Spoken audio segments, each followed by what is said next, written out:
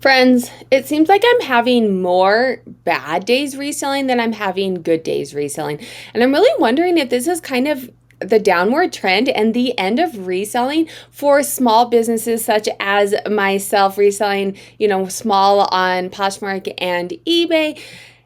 Let me know your thoughts if you guys are noticing the same and what you think is happening. Today's video, I'm going to be sharing with you guys what I think is going on in the struggles that I'm dealing with. And then I'll be sharing 3 things that you can do if you're noticing similar type things or you're kind of in the same position that I am. I'm going to start with talking about, kind of what's happening in the reselling world. And then we'll go a little bit bigger into what's happening in the world and how that's impacting our reselling business. And like I said, I'll be sharing 3 things that you can do if you're in a similar position and you think that reselling is just kind of, you're having more bad days or you're noticing things are getting to be harder and harder. So firstly, a couple struggles that I'm dealing with in the reselling world is thrifting prices are going up. And let me know, it could just be my area, but I'm talking to different people on Instagram and commenting on my videos, and they're noticing similar. So a couple of things that are happening is the reselling world is getting bigger, which is fantastic, right? We're resellers, hooray. People are wanting to be more sustainable. They're liking to buy secondhand. But what this means is now thrift stores are catching on and they want to get into that game as well. So if the thrift stores that I go to do not have an online presence, they're hacking up their prices to where it's making it really hard to make a profit. You can't buy high and sell low. You have to buy low and sell high. And so what I'm noticing is the prices. I went thrifting this past weekend. I went to a store that easily I could have gotten 60 items in like an hour and a half. I walked away with 30 items. There was lots of items that if it was half or a fourth of the price, I would have absolutely picked up, but they definitely have been hiking up those prices. And then the stores that have an online presence, they're taking all of their good stuff and they're putting it online so that they can be competition in this. It's not necessarily bad. Is it putting us out of business? It might be, but they're a business as well or a nonprofit and they're trying to serve their community as well. It just is what it is. But if prices are going up and we cannot get our inventory for as high, it's going to be hard to be making profits and making money. Let me know if you guys notice the same in your area, maybe some strategies that you're doing to keep in the game. The second thing that's going on as well is excuse me, the algorithm updates. And I will link a video down below. Possibly, I haven't watched any YouTube videos on it. I'm going to do a little bit of research. If I find a good YouTube video on it, I will link it down below. Or if you guys have reseller channels that you've been watching and they have good videos on this. But over the course of 2022, Poshmark has kind of been going back and forth on changing their algorithm and changing their search function and then changing it back to sharing. And a lot of people are up in arms and saying it's impacting their sales. Me personally, it has not impacted my sales, and I'll show you here. Always look at your data. Sorry, friends. Always look at your data to see if it is impacting your sales, if it's social media that's telling you that it's impacting your sales, or if it actually really is. What we're looking at here, no. Let me scroll up. This is a Sarah Style Sales and Trends dashboard, so you can actually look at your information and see if it's impacting your sales. I am filming this in April, so let's go ahead and look at a full month and scroll down to March of 2022. And you can see for me, it's not impacting my sales. There's duplicates here because I need to run the macro, but there's duplicates here. You can see my Poshmark was actually $1,500 more than it was the previous year, so it's not impacting my sales so far. However, they do a rollout, right? So it may not rolled out to my closet yet, but definitely this is something that the community is talking. A lot of people are seeing an impact. Honestly, there's not much you can do about it though. Poshmark is concerned with their bottom line and, give them your feedback. But if they change it and they decide they want to do something else with their business, it is what it is. But definitely a lot of people are noticing an impact to their sales. And could this kind of be the end of a reseller? Are they moving more into, they want small closet clear out, individual people selling their closets instead of resellers on their platform. And they've said that from the beginning. So maybe that's more the direction that they're headed in. We'll just have to keep an eye on it. But if that's the case, they're going to be pushing resellers out of the platform. And then the other thing too is, like I mentioned before, reselling and secondhand finds and vintage, it's projected to be just astronomical in the next 10 years. retail companies want a piece of that pie. There has been a lot, and like I said, I'll link some articles down below. You guys can read more in depth into this. There's been a lot of retail companies that have either launched their own reselling platform, or they have it in the works and they're going to in the future. I know REI does one, Patagonia. The Patagonia's actually done one for quite a while. Urban Outfitters, Anthropologie, that whole brand has. They said they were launching one. I haven't followed the news. So let me know down below if it's actually launched. You have ThredUp, right? These big companies, there's no way a small itty bitty person of one with 2 virtual assistants can compete with these big companies. And people are going to, Louis Vuitton has said that they're going to launch one, and you can trade your Louis Vuitton in and get a new one. People are going to want to do that than taking the risk of buying from some random person on eBay. And then you get or Poshmark, and then you kind of get, or Mercari, or, all these other platforms that you sell on. Then you get into the broader picture of what's happening right now. Now, this isn't necessarily, depending on where the world goes, this isn't necessarily long-term impacts, but it's definitely short-term. And if you're a small business, you can only take so many bad months before you just have to call it quits, and you don't have the money to sustain your business. So there's definitely some unsettled in the world right now. There's, Ukraine and Russia. Lots of things are going on there, and that is going to put an impact on spending. People in times of war, even if it's not, I'm in the US, even if it's not directly impacting us, it makes people a little bit more cautious with their money. They want to save and hoard their money in case something does happen. Inflation is just skyrocketing, which means things are costing more.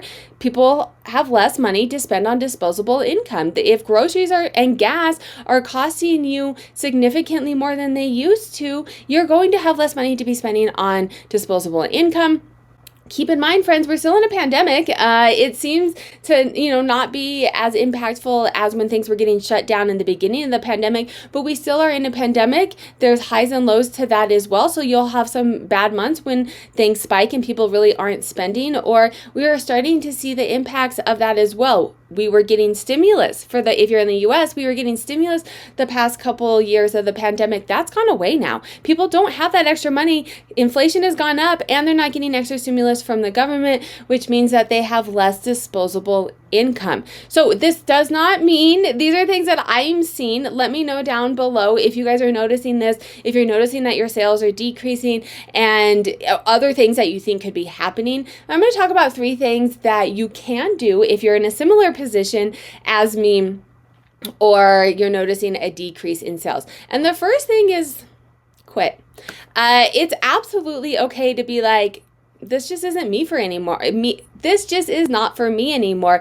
It's okay to say that and to be able to walk away from it. You don't have to continue to do this hamster wheel if you're not making money, if you're not enjoying it, if it's becoming harder and harder. I do like to say, a lot of people say don't quit on a bad day, and I agree with that too. But unless you're quitting for reasons of, medical or time or whatever, if you're quitting for business reasons, you're not making the amount of money, don't quit on a bad day, but don't quit before you look at your numbers. Because oftentimes, and I will link a video up here, I looked at my March 2022 numbers. So that may be a couple months ago, depending on when this video comes out, but I looked at my March 2022 numbers, and I am noticing definitely a decrease in my sales. It's been consistent for the whole year of 2022. But I really look at my numbers to figure out if it's worth me quitting or if it's still worth me moving ahead. And so definitely look at your numbers and make sure that you're making strategic decisions, not just things like social media is telling us that the Poshmark algorithm is impacting our Poshmark sales. And if I was only on social media, I'd be freaking out. Oh my God, my Poshmark sales are down. What's happening? And then I looked at my numbers and it's not actually impacting me. I don't want to dismiss the people that it is impacting, because I know it is definitely impacting a lot of people. However, for me, that's not the case. So I shouldn't make a business decision based off of something social media is telling me. I should make it based off of something that's happening in my business. So quitting is definitely an option. There's nothing wrong with it. It's okay to quit. If you decide that you don't want to quit, 2 things that you can do. You can work smarter. Look at your numbers, look at your business, and make smarter decisions. Something that I did towards the end of last year, and I'm so glad that I did it because it's paying off this year. My sales are down, but I worked to decrease my cost of goods, which means that my gross is down, but my cost of goods is down as well. So that means my bottom line, I'm actually making more money, even though I'm selling less because I'm spending less. But that means that I have to be very strategic in what I'm doing when I'm sourcing, spending less money, but still keeping a high average sale price. I'll link a playlist here of how to make money reselling and some videos that go in depth into what I'm doing. You know, I have a video, it's like success, my new strategy is working. That goes really in depth into that strategy. But look at your numbers up. All my videos and my channel is focused on teaching you how to strategically look at your numbers to make these decisions. What works for you is not what's going to work for me, but looking at your numbers and making those strategic decisions will work for everybody because it's based off of your numbers. And I teach you how to do that on this channel. And then the second thing that you can do, if you're noticing people are spending less money, they have less disposable income, that means that your average sale price comes down. If you follow this channel, you know the golden formula for resellers. If you don't, I'll link some videos up here going more in depth into it. But essentially what it's saying is there's a formula on how to make money reselling, and I share it with you. I give you templates for it. But if you have a high average, or you have an average sale price and you have your sell-through rate. Sell-through rate is how many items you're selling out of how many that you have for sale.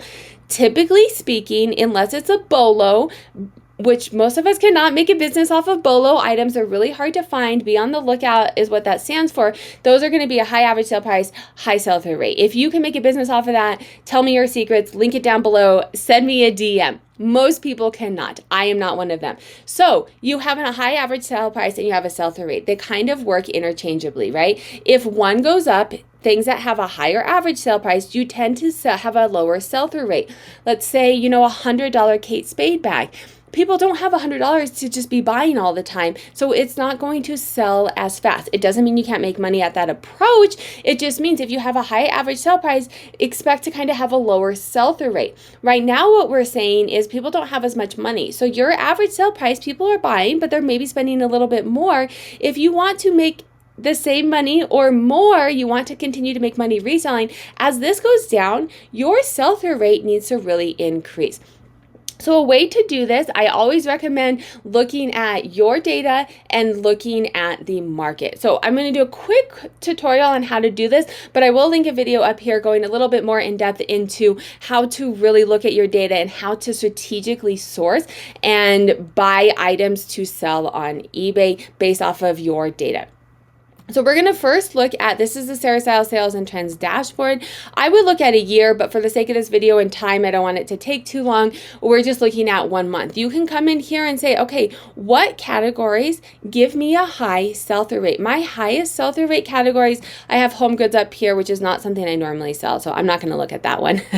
That was probably something someone gave me, honestly. Intimates, my sell-through rate for intimates is 18%. I know that's a good sell-through rate for me because my sell-through rate right now for 28 days is 8%. So that's definitely significantly higher than my sell-through rate. You can also compare that to Terapeak data. Go into eBay, and I'll show you guys in a minute how to use Terapeak data. Go into eBay and look up intimates, bras on eBay and see what their sell-through rate is. Is it selling better than that? So I can focus on, yes, these are selling a little bit lower, but they're higher sell-through rate. Kind of shift away from this is my high average sale price. Shift away from these $60 bags on average because look, they have a lower sell-through rate, and move more into more of a volume game, doing more sell-through to make the same amount of money because that's where the market is right now. That's people have less money, but if you can do more of a volume game, you can be selling more.